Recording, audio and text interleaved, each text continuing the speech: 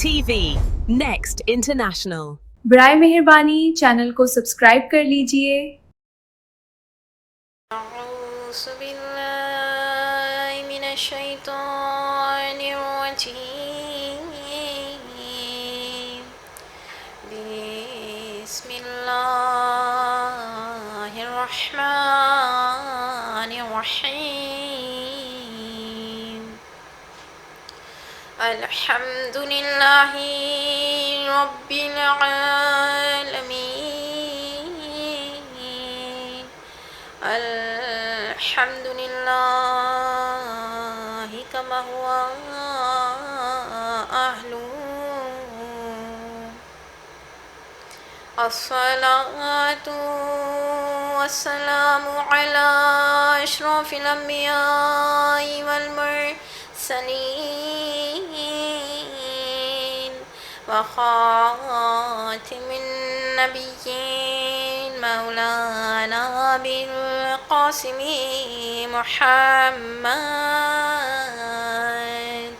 اللهم صل على محمد وآل محمد وعجل فرجهم بسم الله الرحمن الرحيم وأفوض أمري إلى الله إن الله بصير بالعباد صلوات اللهم صل على محمد وآل محمد وعجل فرجهم بسم الله الرحمن الرحيم ربي اشرح لي صدري ويسر لي أمري واحلل عقدة من لساني يفقه قولي صلوات اللهم صل على محمد وآل محمد وعجل فرجهم سامعین مجلس السلام علیکم ورحمۃ اللہ وبرکاتہ۔ تمام تر تعریفیں، تمام تر حمد و ستائش اس ذات وحدہ لا شریک کے لیے زیبا ہے جو ہمارا خلق کرنے والا ہے، پیدا کرنے والا ہے، بہت مہربان، بہت رحیم اور بہت کریم و پروردگار، جو فقط سوچنے پر نیکی کا صلہ دے دیتا ہے، جس کے لیے ہم چاہے نیکی کریں یا نہیں کریں، فقط ایک سوچ کا ہونا ہی کافی ہے، وہ اتنا مہربان ہے۔ کہتے ہیں حضرت عیسیٰ علیہ السلام کے دور میں ایک بوڑھا شخص ایک جگہ سے گزر رہا تھا، اور جب وہ وہاں سے گزرا تو اس نے دیکھا ریت کا ٹیلا، ایک ریت کی پہاڑی وہاں پر موجود تھی۔ جہاں پر یہ ریت کا ٹیلا دیکھا، لمحے بھر کو یہ سوچ آئی دماغ میں کہ کاش یہ ریت کا ٹیلا آٹا ہوتا، ریت کے جو ذرات ہیں، مٹی ہے، یہ آٹا ہوتا، اور کاش میں اس آٹے کو ضرورت مندوں میں، محتاجوں میں، غریبوں میں، فقیروں میں بانٹ دیتا تو پروردگار مجھے کتنا ثواب عطا کرتا۔ ابھی یہ سوچ آئی ہے، حضرت عیسیٰ علیہ السلام پہ پروردگار عالم نے وحی بھیجی، اور حضرت عیسیٰ علیہ السلام کو پروردگار عالم نے کہا بھیجا کہ عیسیٰ ان سے جا کر کہو، اس شخص سے جا کر کہو کہ جو ثواب غریبوں، یتیموں، بیواؤں، محتاجوں میں آٹا بانٹنے کا ہوتا، وہ ثواب ان کے نامہ اعمال میں لکھ دیا گیا ہے۔ فقط سوچنے پہ اتنا عطا کر رہا ہے تو کرنے پر تو وہ کتنا عطا کرتا ہوگا۔ اور جب کوئی نیکی منسوب ہو جائے امام حسین علیہ السلام کی ذات سے، اہل بیت علیہم السلام کی ذات سے، تو ہم سوچیں کہ اس کا اجر کتنا بلند ہو جاتا ہے، کتنا زیادہ ہو جاتا ہے۔ ہم یہ سوچیں کہ یہ عزاداری کب سے ہے، کب سے چل رہی ہے۔ پروردگار عالم کا وعدہ ہے، کبھی کسی کوئی روک نہیں سکا، کوئی ختم نہیں کر سکتا۔ حتیٰ ہم نے دیکھا کئی دشمن آئے لیکن آئے اور چلے گئے۔ عزاداری امام حسین وہیں کی وہیں موجود ہے۔ کیوں؟ کیونکہ وعدہ پروردگار ہے کہ حسین ہر چیز تم نے ہم پہ قربان کر دی ہے، اب پوری کائنات قیامت تک فقط حسین حسین حسین کرے گی۔ عزیزوں، ہم یہ دیکھیں کہ ہم جس فرش پہ آ رہے ہیں یہ وعدہ پروردگار ہے، سیدہ کی دعا ہے، بابا میرے حسین کو روئے گا کون؟ نہ میں ہوں گی، نہ آپ ہوں گے، نہ علی ہوں گے، نہ حسن ہوں گے۔ کیا کہا تھا رسالت مآب نے؟ فرمایا تھا کہ ایک قوم پروردگار عالم خلق کرے گا۔ بار الہ تیرا بہت بہت شکر ہے کہ تو نے ہمیں ان لوگوں میں شامل رکھا ہے جو حسین کا ذکر کر رہے ہیں، حسین پر کریا کر رہے ہیں، لیکن یہ ذکر کوئی مٹا نہیں سکا اور نہ کبھی مٹے گا۔ اس وقت کی بات ہے یہ جب جنت البقیع، انہدام جنت البقیع کیا گیا ہے اور وہاں پر معصومین کی قبروں پر ٹریکٹر اور جو چڑھائے گئے تھے، اس وقت کی یہ بات ہے کہ جب ان کو ڈھایا گیا ہے، قبروں کو ڈھایا گیا ہے، کہتے ہیں کہ اعلان کروا دیا گیا کہ اس سال کوئی اپنے گھر میں فرش اذان نہیں بچھائے گا، مجلس برپا نہیں کرے گا۔ اچھا، آج بھی وہاں پر اطراف میں شیعہ زیادہ تعداد میں موجود ہیں، ہر دور میں وہاں پہ جنت البقیع کے سراؤنڈنگز میں شیعہ زیادہ تعداد میں موجود رہے ہیں۔ جس سال یہ اعلان ہوا لوگ بہت پریشان ہو گئے اور ہر کوئی ایک دوسرے سے سوال کر رہا تھا کہ اگر اس سال ہم نے فرش اذان بچھایا تو پھر ہماری تو جان مار دی جائے گی، ظاہر ہے ہمیں قتل کر دیا جائے گا۔ بہرحال آہستہ آہستہ دن گزرتے گئے اور محرم کا چاند نمودار ہو گیا۔ محرم کا چاند نمودار ہو گیا۔ اچھا، کچھ آپ کو پتہ ہے محلوں میں کوئی ایسے گھر بھی ہوتے ہیں جو تمام گھروں کی انہوں نے ذمہ داری اٹھائی ہوئی ہوتی ہے۔ تمام گھروں میں کوئی ایک ایسا گھر بھی ہوتا ہے کہ جو ایک طرح سے سمجھیں آپ کہ وہ مانیٹر ہوتے ہیں، وہ پورا شیڈیول بناتے ہیں مجالس کا۔ اب ان کے گھر میں ظاہر ہے وہ رو رہے ہیں، گریہ کر رہے ہیں، کیونکہ اس بار کوئی مجالس کے سلسلے میں کوئی بات چیت ہی نہیں ہوئی ہے، کیونکہ فرش اذان کسی کے گھر میں بچھ نہیں رہا ہے۔ رات کے 12 بج رہے ہیں اور ان کی آنکھوں سے آنسو جاری ہیں۔ ایسے میں دروازے پہ دق الباب ہوا۔ انہوں نے جا کر دروازہ کھولا۔ نقاب میں ایک شخص موجود ہے، گھوڑے پہ سوار ہے۔ کہا کہ کیا ہوا، کل کی تیاری نہیں ہوئی؟ کہا کہ نہیں، کل تو مجلس نہیں ہے۔ کہا کہ مجلس کیوں نہیں ہے، فرش اذان کیوں نہیں بچھایا، تیاری کیوں نہیں کی؟ کہا آپ کو نہیں پتہ کہ اگر فرش اذان بچھایا گیا، مجلس برپا کی گئی، اعلان کروایا گیا ہے کہ اس گھر والوں کو قتل کر دیا جائے گا۔ ایسے میں وہ جو شخص ہیں، وہ جو جوان ہیں، جو نقاب پوش، جو گھوڑے پہ سوار ہیں، انہوں نے کہا کہ تم اپنے گھر میں فرش بچھاؤ حسین مولا کا، ہم تمہاری حفاظت کریں گے۔ کہا آپ کون ہیں، آپ یہاں کے تو نہیں لگتے۔ ایک مرتبہ انہوں نے اپنے چہرے سے نقاب ہٹایا اور کہا کہ میں سلمان فارسی ہوں، اور وہ دیکھو پیچھے جو ہستی گھوڑے پہ موجود ہے وہ میرا آقا و مولا علی ہے۔ جب اہل بیت علیہم السلام ہماری حفاظت کر رہے ہیں تو نہ یہ ذکر کبھی ختم ہوا ہے نہ ہوگا، اس ذکر کو کوئی مٹا نہیں سکتا۔ یہ ہستیاں ہمارے ساتھ موجود ہیں۔ خاص طور پہ آج دیکھ لیجئے دنیا پریشان ہے، اتنا بڑا اجتماع عاشورے پہ، لوگ جوگ در جوگ کربلا جا رہے ہیں، وہاں کا رش الگ، یہاں کا رش الگ، اتنا مجمع، اتنے لوگ، یہ کون سنبھالے ہوئے ہے؟ معلوم ہوا کوئی وارث حسین موجود ہے جو اتنے بڑے لشکر کو سنبھالے ہوئے ہیں۔ وقت کا حسین زندہ ہے جو ہم سب کی حفاظت کر رہے ہیں۔ بس مولا ہمارے آنے کو اپنی بارگاہ میں قبول کیجئے، ہمارے اس پرسے کو اپنی بارگاہ میں قبول کیجئے، اور مولا بالکل ہمیں ویسا بنا دیجئے جیسا آپ ہمیں دیکھنا چاہتے ہیں۔ عزیزان، عزاداری حرکت کا نام ہے، عزاداری مقصد کو سمجھنے کا نام ہے۔ عزاداری یعنی کہ انسان اپنے اندر اس کیفیت کو پیدا کرے جو حرارت ہمارے دلوں میں ہے، جو ٹھنڈی نہیں ہوئی نہ کبھی ہو سکتی ہے۔ انسان اپنے وجود کو بیداری کے لیے تیار کرے، وہ بیداری کہ جب انشاءاللہ ہمارے وقت کے امام ظہور کریں تو ہم سب فزیکلی اور مینٹلی تیار ہوں اپنے امام زمانہ کے لیے۔ بس عزیزو، سورہ فرقان کی آیت جس پر میں گفتگو کر رہی ہوں پہلی محرم سے، آپ کے سامنے وہیں سے گفتگو کا آغاز کروں گی۔ آیت نمبر 63 میں پروردگار عالم انکساری کے حوالے سے بیان فرما رہا ہے۔ مومن بندوں کی کوالٹیز میں دوسری کوالٹی جو پروردگار عالم بیان فرما رہا ہے. آیت نمبر 64. بسم اللہ الرحمن الرحیم. والذین یبیتون لربہم سجدا وقیاما.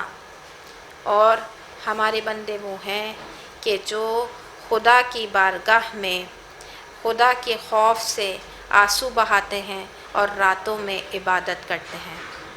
پروردگار عالم کی بارگاہ میں راتوں میں جاگتے ہیں، عبادت کرتے ہیں اور اپنے گناہوں پر گریہ کرتے ہیں. اچھا، امام جعفر صادق علیہ السلام کا ایک قول ہے. امام فرماتے ہیں بروز محشر ہر آنکھ اشک بار ہوگی، یعنی ہر آنکھ رو رہی ہوگی، لیکن دو آنکھیں ایسی ہیں کہ جو نہیں روئیں گی. مولا بیان فرماتے ہیں ان میں پہلی آنکھ وہ ہے جو اپنے گناہوں پر خدا کے خوف سے گریہ کرتے ہوں گے، وہ آنکھ بروز محشر نہیں روئے گی.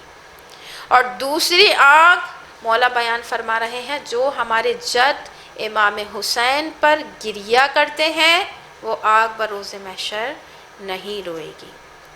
رونا غم حسین میں یوں کام آ گیا، رونا غم حسین میں یوں کام آ گیا، کوثر کا میرے ہاتھ بھی ایک جام آ گیا، کوثر کا میرے ہاتھ بھی ایک جام آ گیا. کہتے ہیں مجھ کو لوگ غلام ابو تراب، کہتے ہیں مجھ کو لوگ غلام ابو تراب، کمبر کے ساتھیوں میں میرا نام آ گیا. عزیزوں، ہم جو گریہ کر رہے ہیں، خاص طور پہ یہ گریہ سب سے زیادہ جو پسند ہے پروردگار عالم کو، جوان کا گریہ بہت پسند ہے. جب کوئی جوان کوئی گناہ کر لے، پروردگار حدیث قدسی میں بیان کر رہا ہے کہ میں سب سے زیادہ شدت سے انتظار اس جوان کا کرتا ہوں جس سے کوئی گناہ سرزد ہو جائے. پھر میں انتظار کرتا ہوں کہ یہ میرے پاس آئے توبہ کے لیے اور میں فوراً اس کی توبہ کو قبول کروں. پروردگار عالم کو بہت پسند ہے جوانوں کی توبہ. جوانوں سے پروردگار بہت محبت کرتا ہے، اور صرف پروردگار نہیں، ہمارے وقت کے امام بھی جوانوں سے بہت محبت کرتے ہیں. کہتے ہیں جوان کے دل ہر کام کرنے کے لیے کوشش بھی کرتے ہیں اور تیار بھی رہتے ہیں. اگر کسی جوان سے کوئی گناہ سرزد ہو بھی جائے تو پروردگار عالم کی بارگاہ میں جب جوان جاتا ہے تو پروردگار فوراً اس کی توبہ قبول کرتا ہے. ہمارے امام بھی بہت محبت کرتے ہیں تمام جوانوں سے. ایک جوان کا واقعہ ہمیں ملتا ہے آیت اللہ بہجت کے زمانے میں. یہ جوان موجود ہے اور کہتے ہیں کہ جب یہ تہران یونیورسٹی میں پڑھتا ہے، روزانہ کا اس کا ایک شیڈیول ہے کہ یہ یونیورسٹی سے نکلتا ہے اور ظاہر ہے پھر یہ کبھی شراب پینے چلا گیا، بدکاری وہ کر چکا تھا، مطلب ہر غلط کام وہ انجام دے چکا تھا. یہ اکثر و بیشتر ایک منظر دیکھتا تھا. منگل کو رات میں یونیورسٹی سے ایک بس نکلتی تھی جو کہ مسجد جمکران جاتی تھی. جو لوگ گئے ہیں وہ بہت بہترین جانتے ہیں، جو نہیں گئے اس ذکر کے صدقے میں، اس فرش کے صدقے میں التجا کرتے ہیں بار الہ جو متمنی زیارت ہے سب کو مقدس مقامات کی زیارت نصیب فرما. آپ سب جائیں انشاءاللہ قم اور مشہد تو آپ دیکھیں وہاں بہترین جگہ ہے مسجد جمکران جہاں پر امام زمانہ آتے ہیں اور امام زمانہ کے حکم پہ بنائی گئی ہے. کہتے ہیں کہ منگل کی رات میں ایک بس نکلتی تھی اور اکثر و بیشتر جوان اس میں بیٹھتے تھے اور مسجد جمکران جاتے تھے. ایک روز یہ اپنے بوجھل قدموں کے ساتھ جب یونیورسٹی سے نکلا تو خود بخود اس کے قدم اس بس کی طرف بڑھ گئے. اور جب یہ بس میں پہنچا، بس چلی اور مسجد جمکران پہنچا، جانتا تو تھا ظاہر مسجد ہے جمکران، مسجد جمکران ہے، امام زمانہ یہاں پر آتے ہیں، لیکن پریشان ہوا. کیوں پریشان ہوا؟ انسان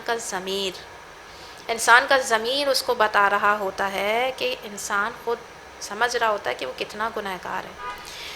یہ اپنے قدموں کے ساتھ جو کہ بہت بوجھل قدم تھے اس کے ساتھ مسجد میں داخل ہو گیا. اور جب مسجد میں داخل ہوا آیت اللہ بہجت ایک ہال میں سیمینار لیتے تھے، ظاہر ہے سارے جوان ہوتے تھے، وہ کچھ آدھا پون گھنٹہ ظاہر ہے وہ خطاب کرتے تھے، بچوں کو پڑھاتے تھے. کہتے ہیں یہ بھی وہاں پر چلا گیا، سب سے آگے موجود تھا. آیت اللہ بہجت نے سب کو دیکھا ہر ایک پر ان کی نگاہ تھی، لیکن فقط اس جوان کو نہیں دیکھا۔ یہ جوان آنکھیں اس نے جھکا لیں، اپنا سر جھکا لیا، اور اس نے دل ہی دل میں سوچا کہ میں اتنا گنہگار ہوں، وہ مجھے کیوں کر دیکھیں گے؟ یہ کہتے ہوئے اس کی آنکھوں سے بے اختیار آنسو روا ہو گئے۔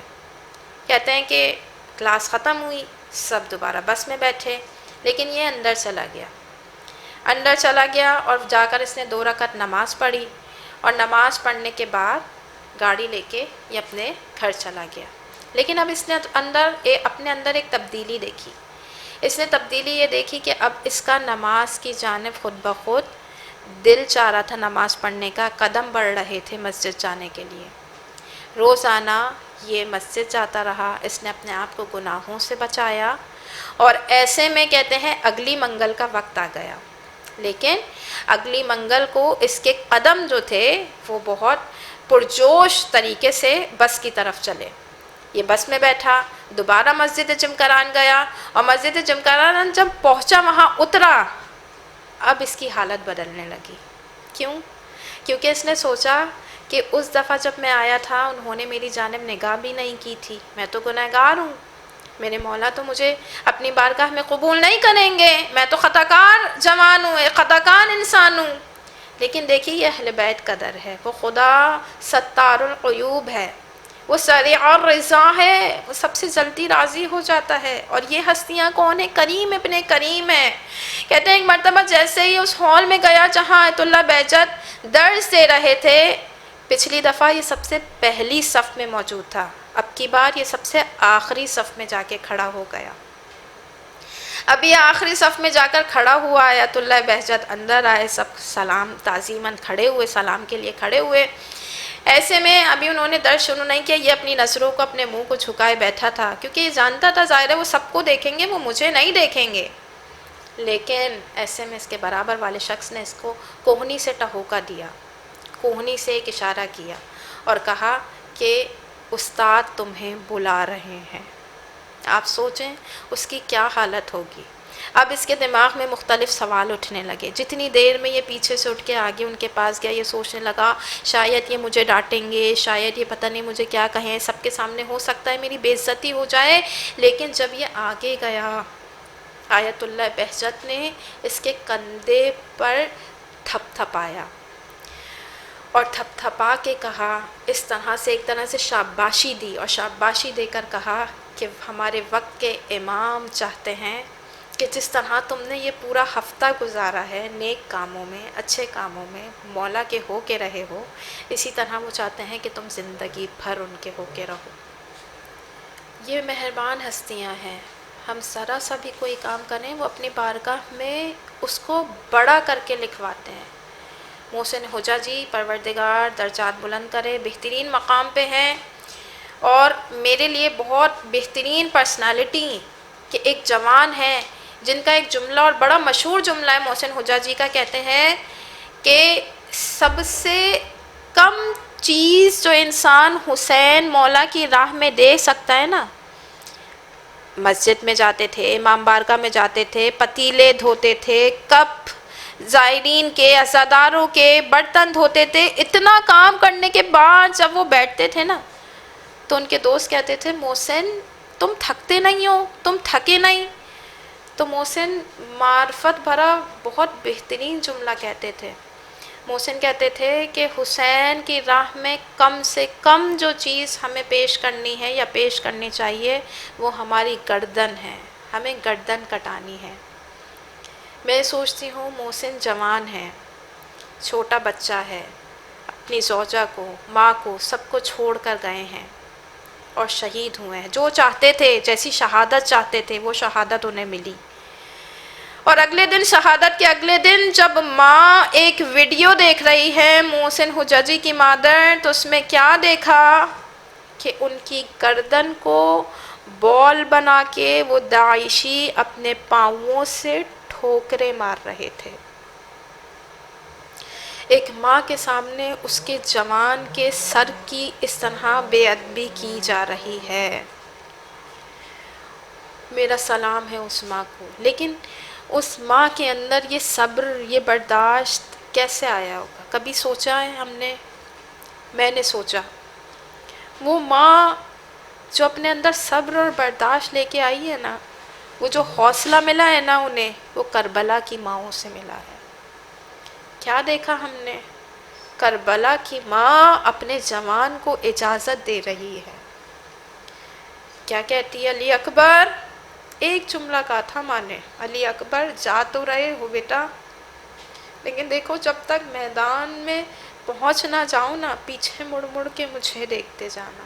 یہی جملہ حسین مولا نے کہا تھا، علی اکبر تم جاؤ، انا للہ و انا الیہ راجعون کی صدا حسین مولا نے اسی وقت بلند کر دی تھی، لیکن اکبر جا تو رہے ہو، مڑ مڑ کے مجھے دیکھتے جانا۔ بابا کیوں کہہ رہے ہیں ایسے؟ کیا کہا تھا؟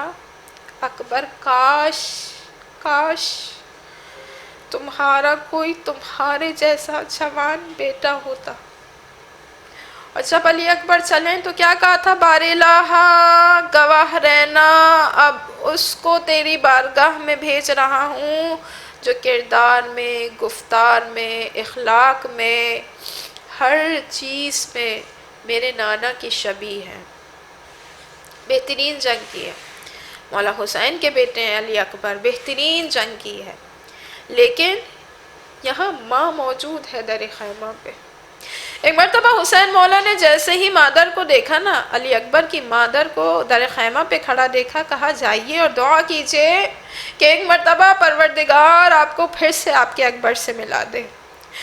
مصلی پر پہنچی، ہاتھوں کو اٹھایا، یعقوب کو یوسف سے ملانے والے میرے لال کو مجھ سے ایک مرتبہ اور ملا دے۔ علی اکبر آئے، پروردگار نے وہ دعا قبول کی، علی اکبر آئے۔ علی اکبر آئے، بابا سے ملے، مادر سے ملے۔ اب جب جا رہے تھے نا علی اکبر، پھر سے مڑ کے دیکھا، وہ ماں اپنے بیٹے کو دیکھ رہی ہے، بیٹا کبھی ماں کو دیکھتا ہے، کبھی اپنے بابا کو دیکھتا ہے۔ شدت پیاس سے اکبر نے پلٹ کر دیکھا، شدت پیاس سے اکبر نے پلٹ کر دیکھا، ماں نے خیموں کی تنابوں سے لپٹ کر دیکھا، ماں نے خیموں کی تنابوں سے لپٹ کر دیکھا، کتنی بے بس تھی ساقی کوثر کی بہو، کتنی بے بس تھی ساقی کوثر کی بہو، مشکیزہ کئی بار الٹ کر دیکھا۔ کیوں دیکھ رہی ہے وہ ماں؟ وہ ماں اس لیے دیکھ رہی ہے کہ شاید کچھ قطرے اس میں سے پانی نکل آئے اور میں اپنے جوان کو وہ پانی پلا دوں۔ بس عزیزوں میدان میں پہنچے ہیں، بہترین جنگ کر رہے ہیں، دائیں حملہ کرتے ہیں حسین دائیں جاتے ہیں، بائیں جانب حملہ کرتے ہیں حسین بائیں دوڑتے ہیں۔ ایسے میں ایک صدا بلند ہوئی، بابا اکبر کا آخری سلام لیجئے۔ اب حسین مولا آسمان کی جانب دیکھتے ہیں، کبھی زمین پہ بیٹھتے ہیں، کبھی گھٹنیوں کے بل چلتے ہیں، کبھی قدموں پر چلتے ہیں، آواز دیتے ہیں علی اکبر مجھے آواز دو، دکھائی کچھ نہیں دیتا۔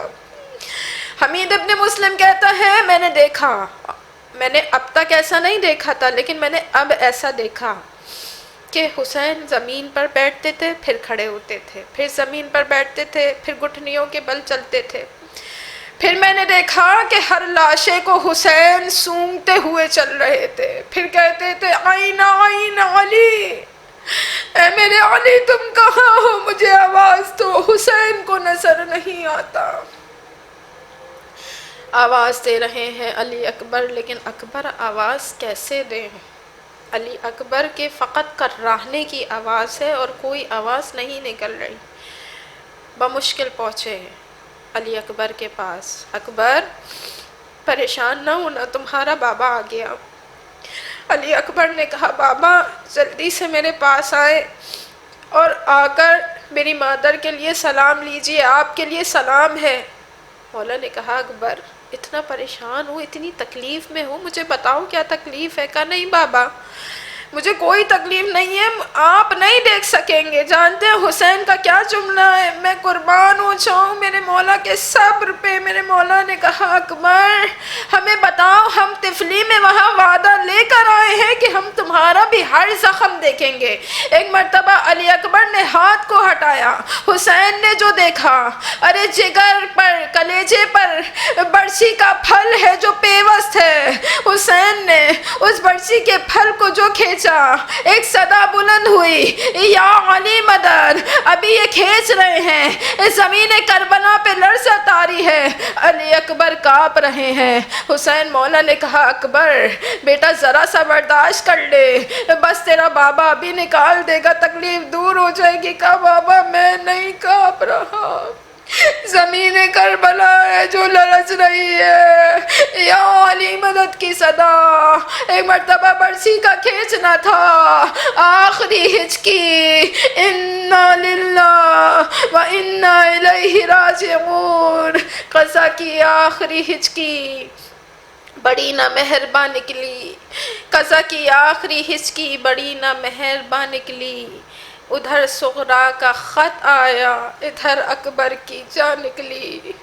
علی لعنت اللہ علی قوم الظالمین، ربنا تقبل منا انک انت السمیع العلیم، اللہم لعنہم جمیعا، اللہم لعنہم جمیعا، اللہم لعنہم جمیعا۔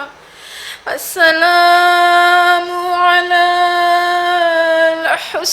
الحسین